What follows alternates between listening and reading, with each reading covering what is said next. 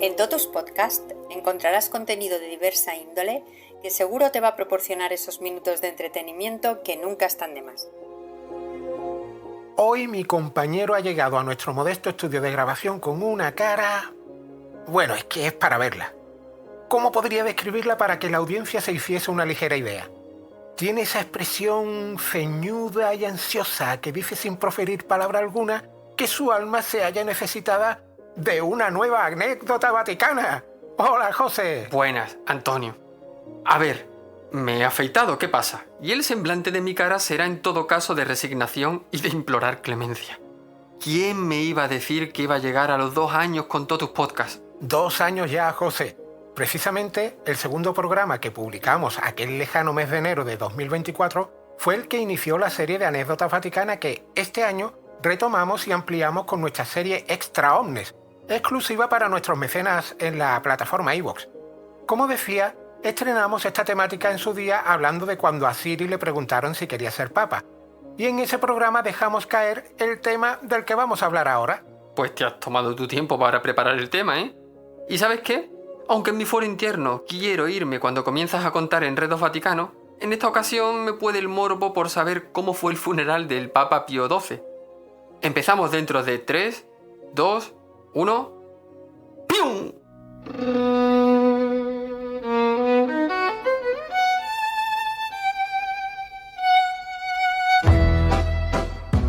Sobre el funeral de Pío XII ya se han hecho muchos podcasts. Incluso nuestra admirada Nieves con Costrina le dedicó un episodio de Acontece que no es poco. Aquí vamos a darle nuestro peculiar toque para acercar a la audiencia todas las siniestras circunstancias que rodearon aquel evento. De cómo el protocolo y los preparativos dieron paso a decisiones rápidas e improvisadas. Pues para que se note nuestro toque familiar, vamos a empezar hablando del Papa Francisco. Así es, porque nos va a ayudar a ilustrar mejor eso del protocolo vaticano cuando un papa se pone malito. El 14 de febrero de 2025, el Papa Francisco ingresó en el Policlínico Gemelli con una grave afección pulmonar. Durante los días que estuvo ingresado, hubo un aluvión de fotos realistas creadas con inteligencia artificial en las que aparecía el pontífice con máquinas de reanimación, mascarillas de oxígeno, bueno, toda la parafernalia. Algunas de estas fotos se hacían pasar como reales. ¡Ay! Y qué casualidad, casi todas fueron creadas por una aplicación del chalao ese de Elon Musk. No hay nada más potencialmente viral que un papa moribundo. Pero hoy día es poco probable que veamos fotos auténticas de un papa convaleciente en el hospital. Esto se debe a que en 1996 la Constitución Apostólica Universi Dominici Gregis prohíbe taxativamente tomar imágenes del sumo pontífice en situaciones de enfermedad o postración. Ahora sí, nos vamos a 1958, cuando el Papa Pío XII sufrió una isquemia y cayó en coma. Riccardo Galeazzi Lisi, conocido como el médico del Papa, aprovechó la noche del 5 de octubre para hacer fotos en secreto del pontífice intubado. ¿Y por qué le hizo fotos? Pues para vendérselas a una revista, en concreto a una llamada Paris Match, y también de paso a otros periódicos franceses. Pero vamos, que meses antes este médico ya había estado filtrando rumores sobre el deterioro de la salud del Papa a la prensa. Y esto es algo que Pío XII sabía, pero no lo despidió. Simplemente lo apartó de su puesto como arquiatra, que es así como se denominaba al cargo del médico jefe del sumo pontífice. Cuentan que el Papa, en un gesto de compasión, comentó: «No quiero dejarlo en la estacada ni humillarlo. Si desea permanecer en el Vaticano, que lo haga, pero que se asegure de mantenerse lejos de mi vista». Sin embargo, este acto de misericordia, aparentemente noble, se convertirá en un grave desacierto. El propio Papa, en un giro del destino, terminará sufriendo las repercusiones de esa decisión. El médico se pasó el juramento hipocrático y la propia moral católica per pilis testium. Pero no se quedó ahí. En otro deplorable acto por rentabilizar la enfermedad del Papa, Riccardo Galeazzi prometió a los periodistas que estuvieran atentos a la ventana de la habitación donde estaba agonizando el Papa. Si veían algún tipo de gesto por dicha ventana, era la señal para indicar que el Papa había fallecido. Lo que no se esperaba el Judas de Ricardo es que una monja, ajena por completo a este macabro acuerdo, abriese la ventana mientras el Papa seguía con vida. Esto llevó a que los periódicos anunciaran prematuramente la muerte de Pío XII, cuando en realidad aún respiraba. Qué surrealista todo. Sí, porque Riccardo Galeazzi era un simple oftalmólogo. Y vaya si sacó provecho de su posición como médico del Papa, aunque fuese de una manera tan deplorable. Además de vender fotografías íntimas del pontífice muriéndose, también comercializó un diario en el que detallaba con crudeza los aspectos fisiológicos de la agonía del Papa. La prensa se dejó llevar por este gañán y acabó anunciando el fallecimiento de Pío XII un día antes de que muriera, esta vez sí, el 9 de octubre de 1958. La elección de Riccardo Galeazzi Lisi como arquiatra sigue siendo un enigma. Quizás Pío XII confiaba en que, al ser hermano de Pietro Galeazzi, un famoso arquitecto y director de los servicios técnicos del Vaticano, Ricardo tendría algún talento oculto. Pero no, como quedó demostrado, no lo tenía. Si su nombramiento como médico del Papa fue un enigma, lo de que dejasen en sus manos el tratamiento del cadáver de Pío XII se escapa a toda lógica. Por algún motivo muy difícil de entender, convenció a los cardenales de que el Papa le dio permiso para aplicar un método revolucionario de embalsamamiento. El método consistía en sumergir el cuerpo del pontífice en una intrigante mezcla de hierbas aromáticas, especias y productos naturales que, según Galeazzi, eran similares a los usados en el entierro de Jesucristo. Después, con un entusiasmo que rayaba lo excéntrico, envolvió el cuerpo de Pío XII en varias capas de nylon o celofán. Vamos, que envolvió al Papa como si fuese un fosquito. Hasta los antiguos egipcios, que eran maestros en estas tareas de embalsamamiento, habrían encontrado el método de Riccardo Galeazzi un tanto exótico, por así decirlo. A ver, hoy día cualquiera sabe que para mantener algo en buen estado lo primero es evitar entornos cálidos. Si encima el cuerpo está envuelto, pues el calor no puede escapar fácilmente, lo que aumenta la temperatura interna. Ahí está. Esa falta de circulación de aire alrededor del cuerpo contribuía a retener el calor, y el calor acelera los procesos biológicos de degradación. Pues gracias a la magnífica ocurrencia de Riccardo Galeazzi, cuando el cuerpo de Pío XII fue expuesto en Castel Gandolfo, el rostro del pontífice empezó a arrugarse de forma alarmante en cuestión de minutos. Y lo que siguió fue un espectáculo digno de los peores relatos de terror médico. Una descomposición tan rápida y repugnante que pasaría a la historia como uno de los episodios más bochornosos de la medicina forense. El doctor Antonio Margheriti lo relató de esta forma. Es como presenciar una descomposición en vivo ante la mirada horrorizada de quienes observan. Resulta irónico que un proceso destinado a preservar el cuerpo termina acelerando su deterioro de manera tan espectacular. Lo del rostro arrugándose fue el principio. Además empezó a ponerse gris y un líquido oscuro brotaba de sus orificios, principalmente de la boca, escurriéndose por su cara y acumulándose en las cuencas de los ojos. La audiencia habrá podido comprobar que entramos en la fase más asquerosa del programa. Espero que tengan el estómago fuerte para digerir lo que sigue. Y lo que sigue es la hinchazón de la zona abdominal del cadáver debido a los gases que se liberaban durante el acelerado proceso de putrefacción.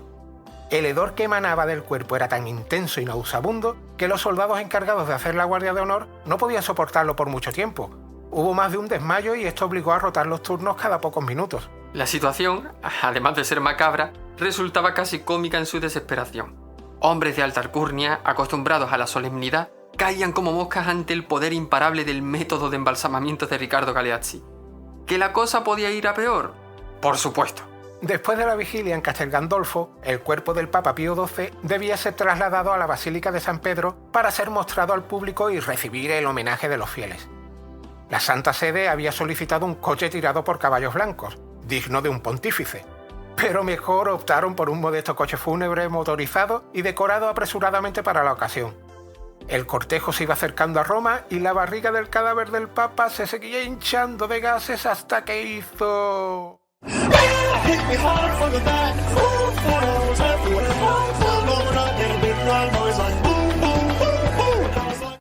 Pues sí, aquello se convirtió en una escena dantesca. El cuerpo, grotescamente hinchado, sufrió una explosión tan violenta que el pecho se desgarró. Un desaguisado que debía ser resuelto con urgencia, porque el cadáver del pontífice debía permanecer expuesto y visible para quienes iban a rendirle tributo. Esperad que la cosa no termina aquí. El ambiente se llenó de ese olor nauseabundo mientras los presentes seguían con horror la descomposición del cadáver de Pío XII. Su apariencia se volvía cada vez más monstruosa. La piel adquiere un tono negruzco, el tabique nasal se desprende y los músculos faciales se encogen, dejando al descubierto una dentadura que simula una risa sacada de una pesadilla. En la noche entre el primer y el segundo día de la exposición del cuerpo de Pío XII en San Pedro, algunos testigos recuerdan que, a puerta cerrada, el cadáver fue bajado del catafalco y colocado desnudo sobre el suelo de la iglesia en un intento desesperado por contener los daños. Para ese momento ya se había avisado a un equipo de médicos forenses especializados en embalsamamiento. Estos aplicaron un nuevo tratamiento conservador, más tradicional, utilizando algodón y formalina. El rostro del Papa estaba tan desfigurado que resultaba imprescindible ocultarlo de la vista de los fieles. La única solución, y la más rápida, era cubrir el rostro del cadáver de Pío XII con una máscara de cera. El cuerpo de Pío XII permaneció expuesto durante 9 largos días. Un hedor extraño se apropió del lugar en ese tiempo. Y, como dijimos antes, para evitar desmayos, los guardias de honor encargados de custodiar el catafalco se turnaban cada 10 o 15 minutos. Esto fue por recomendación médica. Decían que una exposición continua a esos olores, que sí apreciaban los miembros de la Guardia de Honor, podía causar enfermedades graves. Finalmente, Pío XII fue sepultado en las grutas vaticanas, donde podría terminar de descomponerse en paz. En cuanto a Riccardo Galeazzi, que más que de médico hizo de artificiero, su destino no fue tan tranquilo. Obviamente fue expulsado para siempre del Vaticano por orden de Juan XXIII. Antes de expulsarlo, le retiraron el Ordo Sancti Silvestri Papae, un reconocimiento honorífico que le otorgó el Papa y que le permitía estar cerca de él. Por supuesto, también lo expulsaron del Colegio de Médicos por comportamiento indigno. Y aún así, el colega pasó el resto de su vida defendiendo la gran calidad de su trabajo.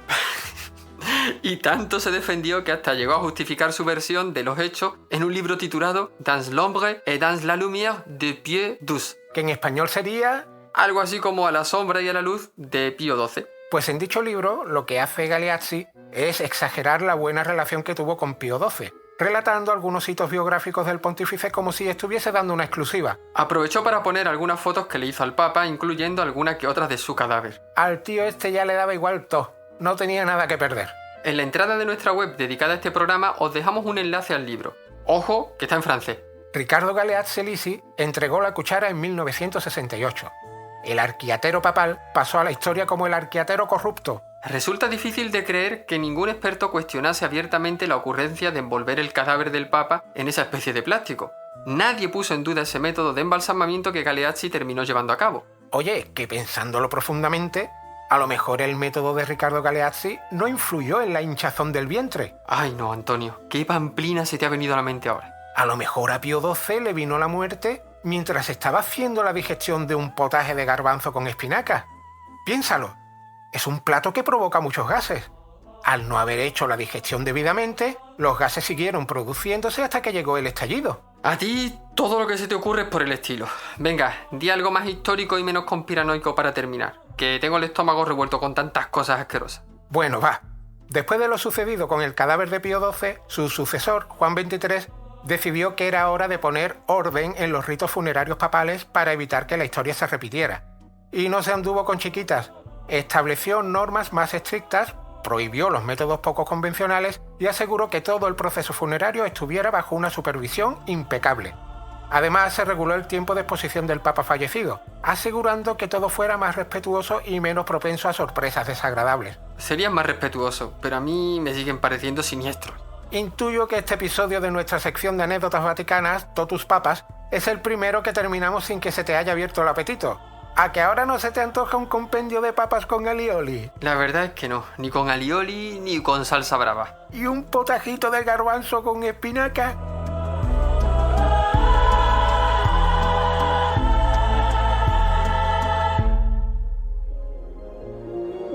Gracias por escuchar y apoyar Totus Podcast. Síguenos en la web www.totuspodcast.com y en nuestras redes sociales. Hasta el próximo programa.